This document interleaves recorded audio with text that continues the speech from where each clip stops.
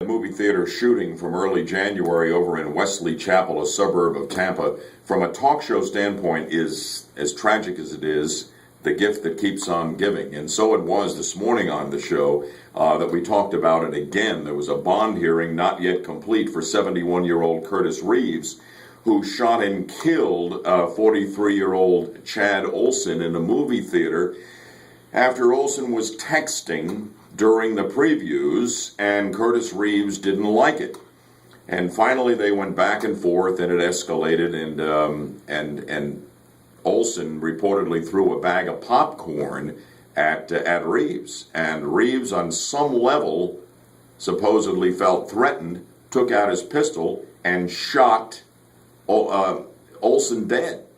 So now Reeves is in jail on a second-degree murder charge. So that's where we picked up this morning in the middle of the bond hearing, and a little rant and rave about what has happened there.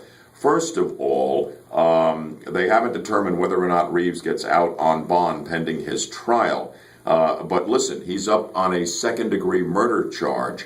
Remember, George Zimmerman was facing murder too, and he was released on bond. I have to believe that Curtis Reeves, who, except for this incident, has been a pretty good citizen, was a retired cop, will be released on bond as well.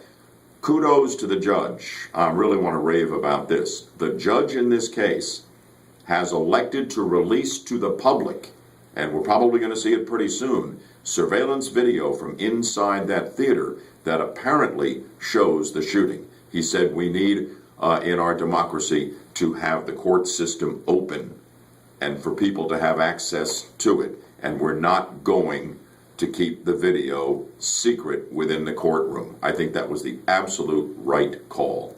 And finally, how will this case ultimately be adjudicated?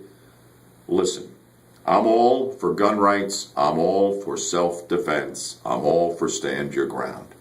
But you cannot kill a man for throwing a bag of popcorn at you and then not have to pay for it. Murder two or manslaughter, Reeves needs to be convicted and do the time.